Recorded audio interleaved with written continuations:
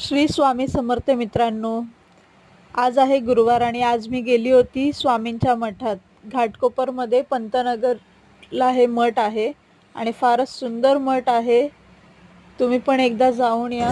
मला तर फार बरं वाटलं तिकडे जाऊन, मन प्रसन्न झालं. तुम्ही पण एकदा जाऊन या. श्री स्वामी समर्थ.